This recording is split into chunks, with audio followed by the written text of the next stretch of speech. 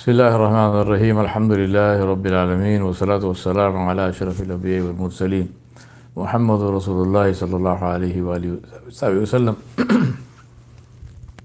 تسليما كثيرا كثيرا. From Abadu, my brothers and sisters, we are on the story of Dawud alayhi salam, and before I go into the story, let me as usual remind myself and you the purpose of these lessons, the purpose of these classes, the purpose of these stories, which is to help us to change our lives. Allah subhanahu wa ta'ala Jalla Jalaluhu sent his Anbiya, sent his Rasul, sent his messengers and prophets for one purpose only, and that is to help us to live lives which would be a source of beauty, a source of goodness, a source of benefit to all those around us. By all those, I don't mean only the Muslims, I mean all human beings, all plants, all animals, the earth itself, whoever and whatever we come into contact with must only get goodness from us. How to do that? To teach that, Allah subhanahu wa ta'ala sent his prophets and his messengers from time to time, and this is what they all came to do. All of that begins with worshipping Allah subhanahu wa ta'ala alone. So Tawheed, the worship of Allah alone, because Allah alone is the creator, the sustainer, the maintainer, the protector of everyone and everything in his creation. And that's the reason why we worship him. And this is the central point of truth and central point of all goodness in life. Without Tawheed, there is no goodness. Without Tawheed, there's no benefit.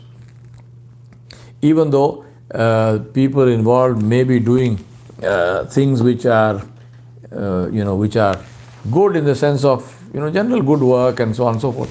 But without the benefit of Tawheed, all of that is restricted. I won't say it is wasted, it's not wasted, but it's restricted to this world itself.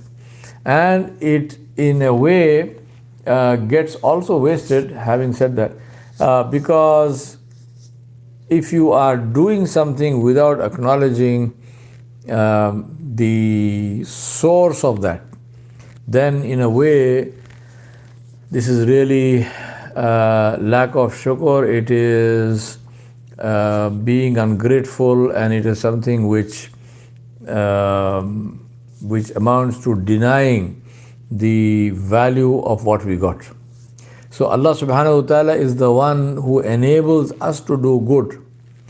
But if we take from him and we give to others without acknowledging that we took it from Allah subhanahu wa ta'ala, then this is one way of being ungrateful or showing ingratitude to Allah subhanahu wa ta'ala. And that's why I'm saying the deed gets wasted. Because what is the value of a deed which begins with the lack of shukr and lack of thankfulness to Allah subhanahu wa ta'ala. So the Anbiya alayhi salam, they all came with the same message, which is La ilaha illallah, there is no one worthy of worship except Allah.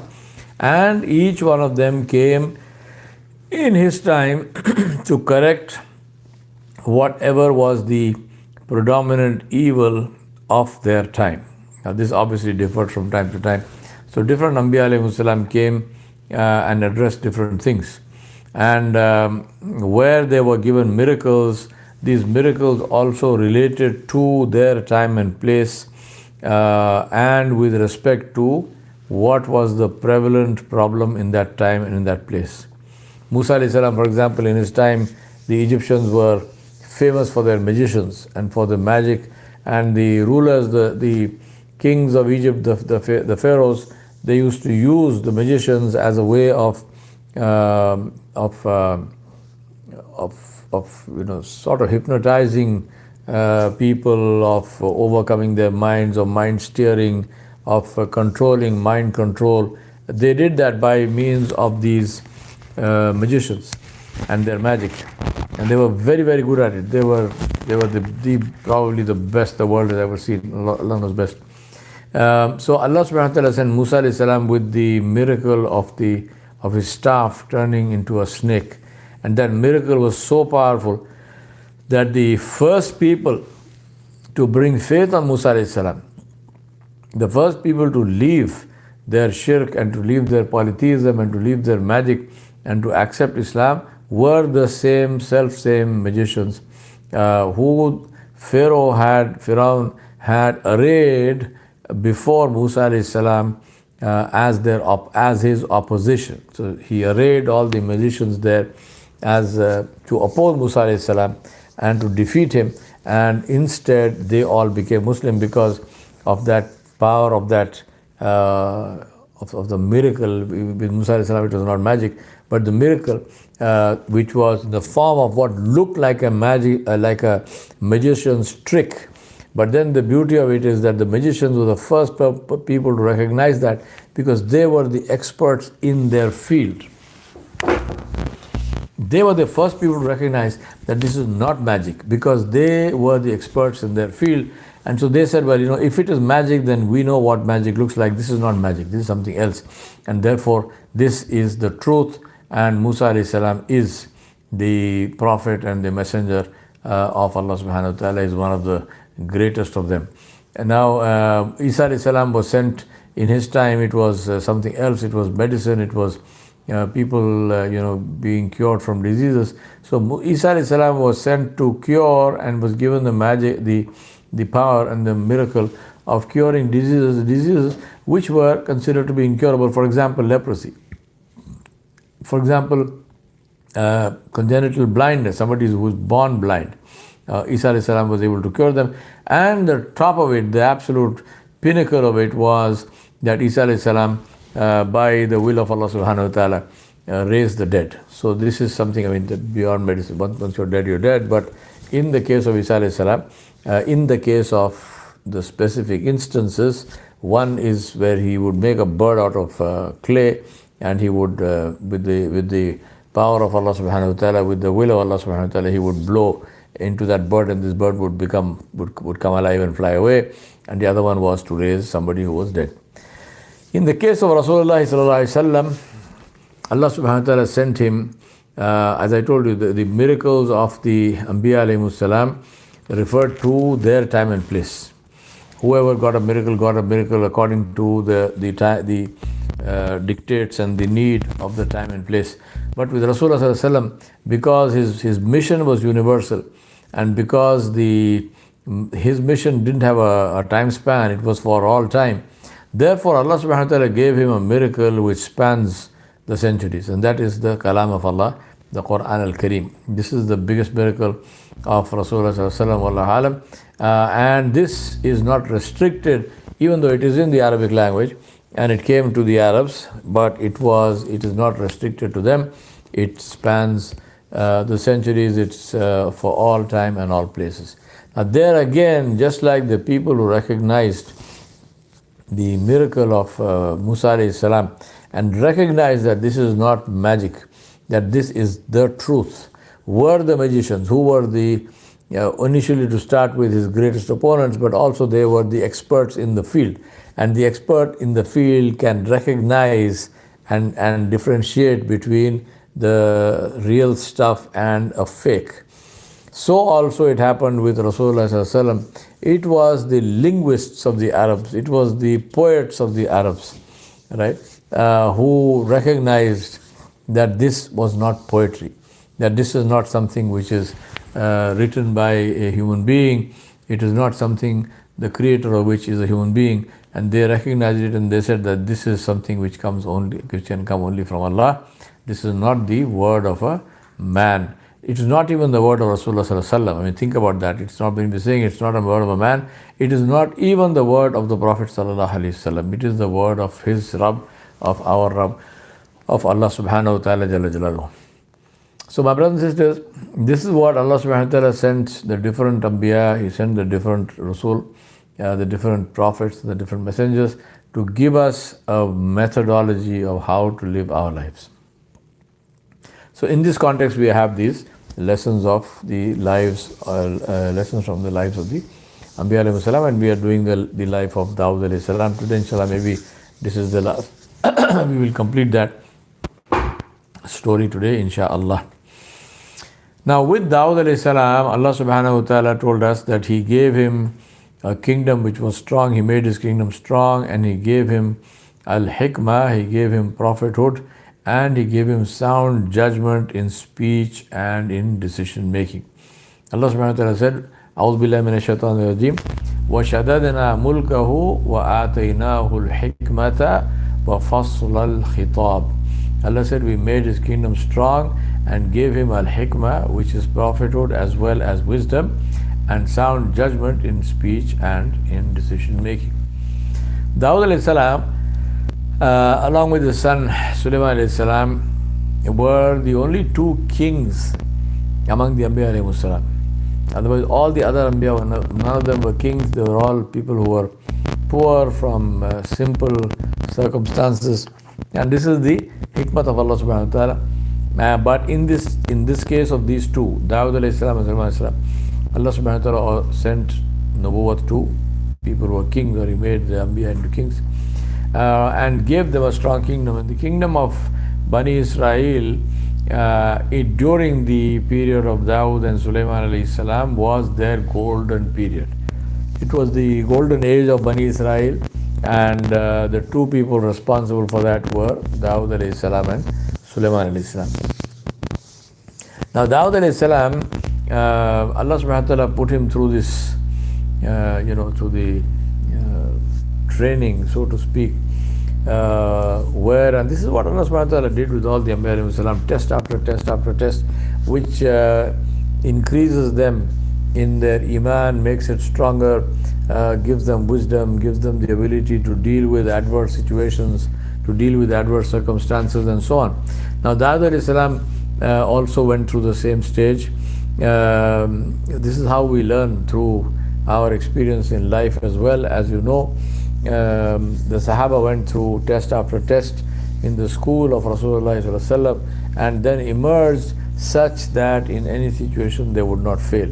Now when I mention school, I don't mean school as in any traditional sense. I mean in the company of Rasulullah sallallahu alaihi wasallam. Allah subhanahu wa ta'ala tested them, Allah subhanahu wa ta'ala gave them strength, Allah gave them wisdom. So also with Dawud alayhi salam. Musa alayhi salam, he went through training for years in Egypt and then in Madian before he was sent to Fir'aun. So today we forget the importance of tarbiyah. So we fail even when we have knowledge. This is one of the most important things to remember, the importance of tarbiyah. Just today somebody asked me, a very good friend of mine asked me a question and said, what is the best way of learning? Is it to go and physically be in the presence of a sheikh, or can you learn, learning meaning the deen of Islam? Can I acquire ilm, or can I get the ilm of deen even remotely, on by watching videos or reading books or on the computer, doing courses and so on? So can I do that, or is it necessary to be physically in the presence of a sheikh? So I said to this person, I said, it's not so much a question of this or that. It's a question of, first of all, it's a question of whatever is convenient for you. Currently, travel and so on is restricted or completely stopped. So maybe one has to look at the option of doing things remotely. In any case, at any given point in time, you would be using books and other resources. So there is that. But I said the important thing to understand is the importance of tarbiyah. It's not just a question of reading books. It's a question of practicing that knowledge in our lives. The purpose of the knowledge of Islam is to practice it. This is something that we sometimes tend to forget, and we treat Islam or Islamic knowledge like just a pure academic exercise. So I read this book and I read that book and I think I'm an alim. No, you're not, because it is a practice. Islam is the name of a practice. It's like judo and karate and so on and so forth. It's a practice. Who is a Muslim? A Muslim is the one who practices Islam. It's not somebody who knows about Islam. I'm differentiating between these two things. Somebody who knows about Islam is not necessarily a Muslim. Anybody can know about Islam. Anybody who studies Islam knows about Islam. Anybody who reads about Islam knows about Islam. A Muslim is one who actually practices Islam. So this is the big differentiator between a Muslim and somebody who just knows about Islam. So in this case, tarbiyah therefore is very important. So therefore it's not a question of should I learn remotely or in person. The question is, how do I learn? So when you are learning, whether it is remotely or whether it's in the presence of a teacher, the important thing is two things. One is to practice what you learn, and secondly is then to seek feedback and correction on your practice. So I learn something, I practice it, and then I seek feedback on this practice. I seek correction about this practice until I get it perfectly, and then I continue with that practice, inshallah, for the rest of my life. Please understand, practice does not make perfect. Practice does not make perfect. Practice makes permanent. And that is the reason why correction is so important. That's the reason why Islah is important, because Islah corrects that practice. Only correct practice makes perfect. We have this saying in English, practice makes perfect. No, practice does not make perfect. Practice makes permanent. What I do 10,000 times, I will do the 11th 10,001st time, I will do it correctly because I've done this thing 10,000 times. So my correctly means what? Means I will do it the way I did it 10,000 times. Now if the way I did it 10,000 times was wrong, then this time is also going to be wrong. Right? And that's the reason why it's so important to practice correctly. The other thing also to understand and think about is that, for example, somebody like me who is in the training field, I can understand this instantly, but I'm sure so can you. It is easier to train somebody to do something when that person comes to you fresh, meaning this person does not know anything. Now I'm training him, so he's never heard about this particular tool that he is using or this particular skill. The first time in his life is this time when he came to me. Now it's much easier to train somebody like that than to retrain somebody who is already using that tool but doing it incorrectly. Right? Much more difficult. That is why you find sometimes, for example, take Tajweed of Quran, it is very much more difficult to correct those who can read but who are reading wrongly. Rather than teaching someone who cannot read, once you teach that person is reading correctly from the word go, because that is how they learnt it. But if you learnt it wrong, then to undo that is much more difficult. And that is the reason why it is so important to continuously practice what we learn and what we read and get it right, and then continue with that right practice for the rest of our lives. So that is why to acquire knowledge is definitely it is reading, but also it is Islah.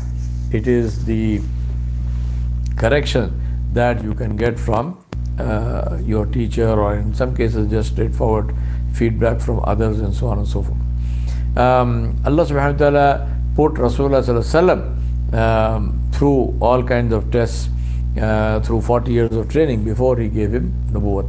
Musa alayhi salam, the same thing, and everybody, all the Anbiya alayhi salam. Now in the case of Dawud alayhi salam, he had a mihrab. He had this inner place, secluded place, which was surrounded by walls. It was inside his castle, inside his palace, highly secure place. And there he used to pray in solitude, especially in the night, where he would withdraw from all people and from all work of the world. So he had a time, a specific time that he had dedicated every night only to the worship of Allah subhanahu wa ta'ala. Now Dawud alayhi salam had this beautiful schedule. Rasulullah sallallahu alaihi wasallam said his salah was the best because he used to pray. He would sleep for part of the night, then he would get up, he would pray for part of the night, and then he would sleep thereafter before he got up in the morning. So this was his schedule. So in this time when he used to pray, he had this special place where he would pray. The purpose of this place was it was secure so that nobody would disturb him when he was playing. Now one day, and all of this is in the Quran, one day suddenly two men appeared before him. When he was there They jumped over his wall and they came into his mihrab. He was very shocked because, obviously he must have felt threatened, because here are these two people in a place which was considered until then to be completely proof against any interference. They saw he was shocked, so they told him, don't be shocked, and that they said that they had a case and they were both litigants and they wanted him to adjudicate in the case. So Allah subhanahu wa ta'ala mentioned this, and Allah subhanahu wa ta'ala said, أعوذ بالله من الشيطان الرجيم بسم الله الرحمن الرحيم وهل أتاك نبأ الخصم إذ تصوروا المحراب إذ دخلوا على داود ففزع منهم قالوا لا تخف خصمان بغى بعضنا على بعض فاحكم بيننا بالحق ولا تشطط واهدنا إلى سواء الصراط. And then the case itself. إن هذا أخي له 99 نعجة ولي نعجة واحدة فقال أكفلنيها وعزني في الخطاب قال لقد ظلمك بسؤال نعجتك إلى نعاجه وإن كثيرا من الخلطاء لا يبغي بعضهم على بعض إلا الذين آمنوا وعملوا الصالحات وقليل ما هم وظن داود أنما فتناه فاستغفر ربه وخر راكعا وأناب فغفرنا له ذلك وإنا له عندنا لزلفى وحسن مآب. This last ayat is a ayat of sajda, so please make sujood after you finish this class. Allah subhanahu wa ta'ala said in Surah Al-Sa'ad, and has the news of the litigants reached you when they climbed over the wall into his mihrab. Whose mihrab? Dawud alayhi salam's mihrab. That is his private place for prayer. When they entered in upon Dawud alayhi salam, he was terrified of them, he was afraid of them. They said, do not fear, we are two litigants, one of whom has wronged the other. Therefore, judge between us with truth and do not treat us with injustice and guide us to the right way. Then they said, this is my brother, meaning brother in religion. He has 99 sheep, while I have only one sheep. So this is a female sheep, ewes. He said he has 99 ewes and I have only one ewe. And he says, give me that also. And he overpowered me in speech. So here is this brother of his, meaning, same, both are Muslim or both are the same tribe or whatnot. So here is this person, he says, he's got 99 ewes, he's got 99 sheep, female sheep. I have only one. So he tells me, just give me that one also, so I can complete my 100. Dawud alayhi salam immediately then, without listening to the other person, he said to him, he has wronged you in demanding your ewe in addition to his ewes. So he said he has wronged you in demanding that you should give up your sheep also to him in addition to his own sheep. And verily many partners oppress one another except those who believe and do righteous deeds, and these are few. So this is Dawud alayhi salam's advice to the person to say, oh yeah, he's wronged you, and this happens quite often with a lot of partnerships. Especially he says it's Dawud alayhi salam says that many times partners do this, except those who do good deeds, meaning those who have iman and who do good deeds. Now, then suddenly Dawud alayhi salam realized what was actually happening, because these two people who came, they suddenly vanished, they disappeared. So Dawud alayhi salam realized that these were not human beings, these were angels which Allah subhanahu wa ta'ala had sent to test Dawud alayhi salam. Now the test here, one was of course that the time that Dawud alayhi salam had kept secluded for the worship of Allah subhanahu wa ta'ala, this time was being engrossed upon by some person coming and asking these questions. And the second more important thing was that Dawud alayhi salam had answered or rather given a ruling or given a judgment or given an opinion without listening to the other side of the story. So here was one person saying, this is what this man did, and Dawud alayhi salam immediately gave his opinion, whereas he should have actually listened to both sides of the story. This is what Allah subhanahu wa ta'ala wanted to teach him. Because he was a king, he was a judge, so therefore he needed that particular advice and that particular attention to be drawn to this particular fact. About this, on a side note, Rasulullah sallallahu alaihi wasallam said, he advised us always to listen to both sides of a story. And he said, even if a person comes to you and complains about another person and says that that person is quarrelsome, that person beat me and blinded me in one eye, and you can see that this is true. So here is a person who is coming and complaining and saying that so-and-so blinded me in one eye, and you can see that he is being blinded. Nabi sallallahu alaihi wasallam said, even in that case, call the other person, listen to that person's story, because he said it is possible that this guy who got blinded was the initiator. He was the one who started that fight, because of which the whole fight happened, and maybe in that fight he blinded that other one in both his eyes. Now you don't know that because you didn't check. So always check the other side of the story before you believe whoever has come to you. I think this is obviously it's the advice of Nabi sallallahu alaihi wasallam, so it has to be beautiful and absolutely correct. So I think this is very, very important, and this is what Allah subhanahu wa ta'ala wanted to teach Dawud alayhi salam. Now Dawud alayhi salam immediately guessed, the moment these two people vanished, Dawud alayhi salam really guessed that this is not about those sheep or anything, this is about me. And Allah subhanahu wa ta'ala is the one who is testing me to see what I do. So immediately he fell into sujood and he asked Allah subhanahu wa ta'ala to forgive him, and he turned to Allah subhanahu wa ta'ala in repentance, and that's why this is ayat of sajda. So let us also do that, inshallah. And then finally Allah subhanahu wa ta'ala said in the ayat number 25, so we forgave him, and verily for him is a near access to us and a good place of final return, which is Jannah.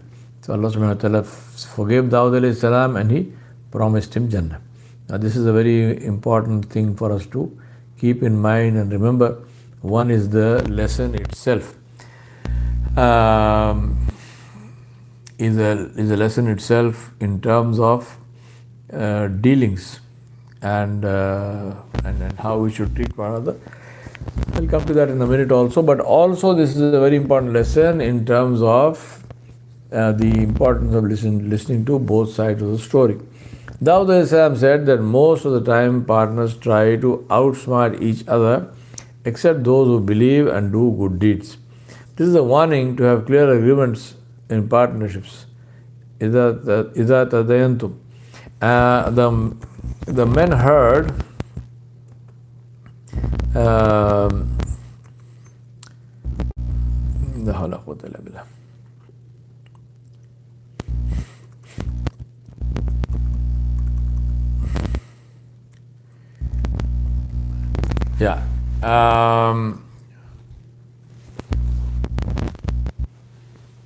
so it is very important for us to keep this in mind. Allah subhanahu wa ta'ala, when Dawud alayhi salam did this, those men disappeared, as I told you. So this was it. Now Dawud alayhi salam immediately knew that this was a test of Allah subhanahu wa ta'ala, and Allah subhanahu wa ta'ala of course forgave him, and then Allah said we appointed him as a Khalifa, and Dawud alayhi salam after the mistake was better than Dawud alayhi salam before the mistake, like Adam alayhi salam, who became a Nabi after his mistake and his tawbah.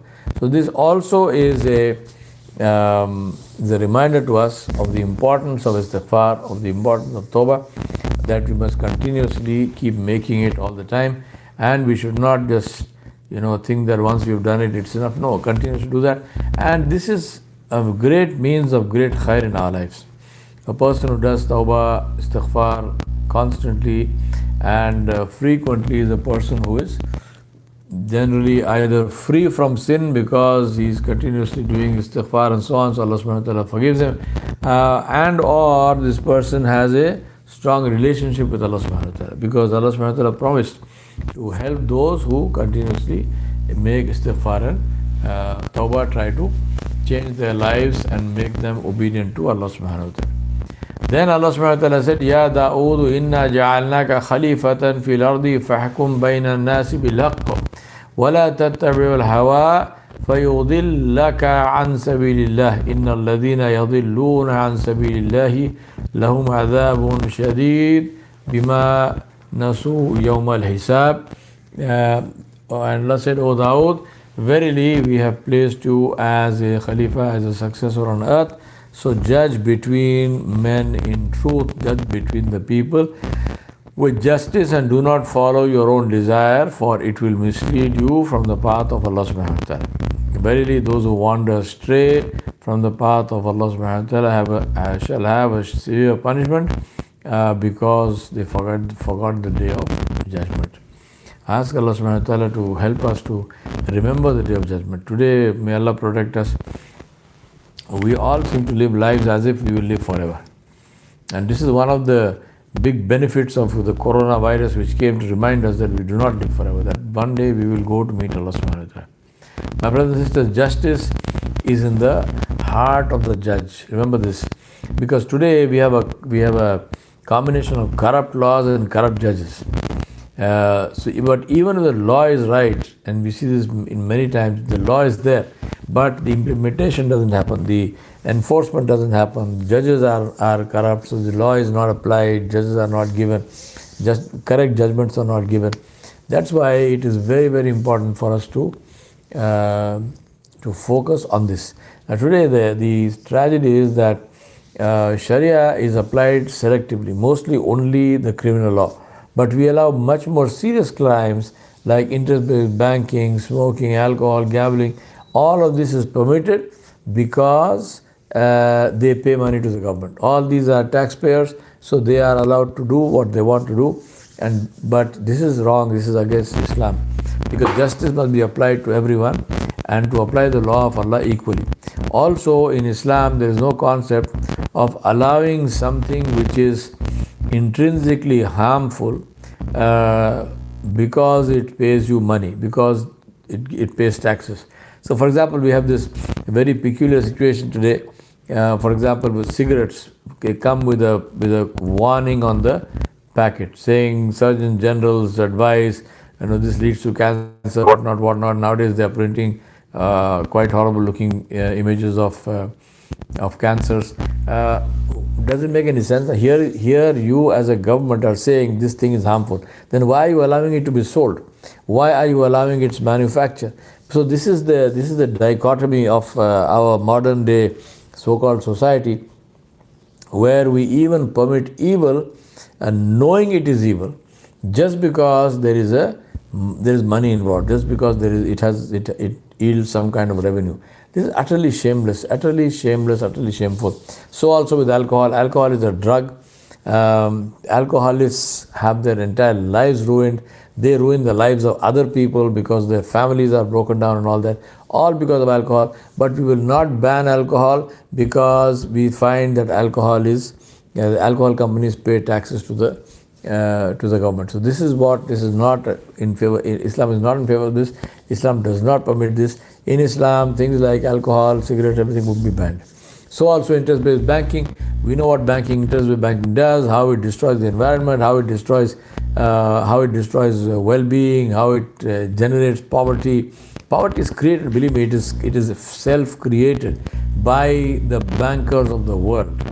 And this is not my imagination. This is a proven fact that poverty is created. Poverty doesn't happen. There is no shortage of resources. We got plenty of resources, but it is this predatory, very predatory and mercenary capitalist system that has created so much of poverty, that has created so much of misery all over the world. Islam says no. Islam says justice should be applied. Compassion should be the ruling. Compassion and kindness should be the ruling virtues.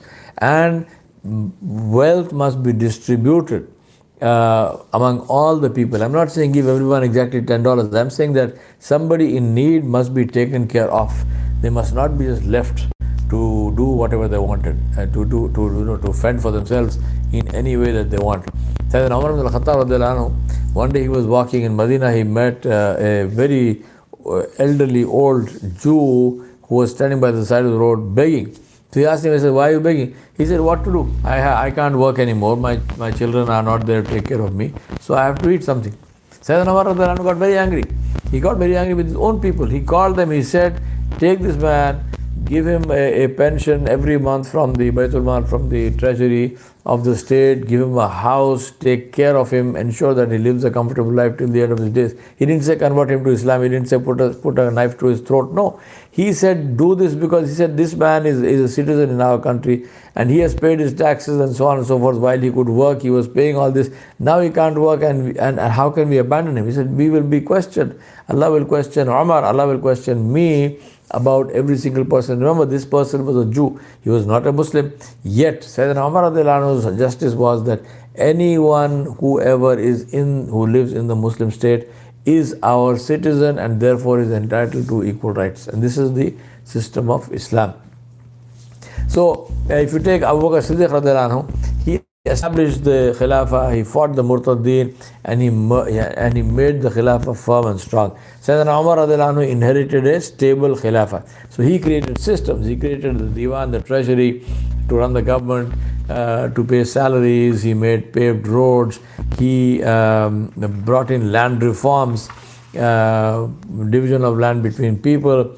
He undertook the conquest of the Persian Empire. He did work on the preservation of the Quran, also the futuhat towards the east and the north.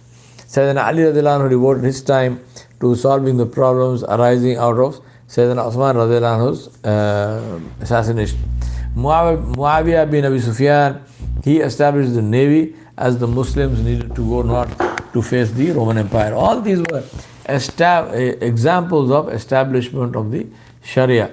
Today, we restrict the whole thing only to some criminal laws. So that's why we've got this bad name to say, the moment you say Sharia, people say, oh, you're going to chop hands. Sharia is not only chopping hands. Sharia is everything to do with our lives. There is an economic aspect to it, there's a civil aspect to it, there is a military aspect to it, there are different aspects, there's a business aspect to it, there's an educational aspect to it. Now all of this is to be applied, and that is why it makes it so complete. My brothers and sisters, Dawud alayhi salam was a Nabi and a king, yet Rasulullah said, the best fasting is the fasting of my brother Dawud. He used to fast one day and break the fast the next day. He would never run away from battle. He never showed his back to the enemy. The best prayer is the prayer of Dawud alayhi salam. He used to sleep for 1/3 of the night, then he would pray for 1/3 of the night, and then he would sleep for 1/3 of the night. This ibadah is the strength of the ruler. Political work destroys the soul, and you need Qiyamul Layl and Dhikr to keep yourself on track. Now this is the beauty of Dawud alayhi salam. Despite the fact that he was a Nabi, he never left his regular salah. He didn't leave his regular mamulat. Abu Muslim al-Qawlani rahmatullah alayhi came to Medina to inform Umar radiallahu anhu that a certain area in Asham had been opened, had been conquered. When he reached Medina, it was known, and since it was the tradition among the Arabs to sleep in the afternoon, a Muslim radiallahu anhu went to the masjid instead of to Umar radiallahu anhu's house so as not to disturb him. In the masjid, he told the people about this victory. Sayyidina Umar heard and called him and asked him why he did not report the matter to the Khalifa first instead of telling the people. Abu Muslim al-Qawlani radhiyallahu anhu, he said, Ya Amir al-Mu'mineen, I thought you were sleeping and did not want to disturb you. Sayyidina Umar said, how can I sleep when if I sleep in the day, I would not be able to fulfill my duty to the people, and if I sleep in the night, I would not be able to fulfill my duty to my Allah. They said that Sayyidina Umar radiallahu anhu never slept in a bed after he became Khalifa. So imagine a man never slept for 20 years. Yeah? Imagine today, if we work like this, those who are in the government or judiciary or politics, would there be any effect to the Muslim minister or administrator? What would be the effect on the people who works like this, with the fear of Allah in his heart, totally committed to justice, spending 1/3 of the night in prayer, being guided by Allah subhanahu wa ta'ala? I mean, imagine, this is the beauty of Islam. Dawud alayhi salam had extreme ghira about his wives, for the honor of his wives, and so nobody was allowed inside in his zanana. Now suddenly one day he was out of the house. When he came back, he saw a man standing in the middle of the house. Dawud salam demanded, he said, "Who are you?" The man said, "I am the one who is not afraid of kings, and nobody can run from me." Dawud alayhi salam immediately understood who that was. He said, "Hadha malakul maut, marhaban bi amrillah." He said, "Welcome to the malakul maut." He said, "Welcome by the order of Allah." The angel took his soul right there. Sulaiman alayhi salam ordered birds to shade Dawud alayhi salam while they did the work of preparing the janaza, and at night he ordered the birds to protect him and to come close to him and shade him with their wings until they could finish the process of burial of Dawud alayhi salam. I ask Allah subhanahu wa ta'ala to accept this from us and to help us to learn from the beautiful seerah and the beautiful lives of the Anbiya alayhimus salam. I ask Allah subhanahu wa ta'ala to be pleased and not to be displeased with us, and to help us to lead our lives in a way that pleases Him. Wa sallallahu ala nabiyil kareem wa ala alihi wa sahbihi ajma'in bi rahmatika.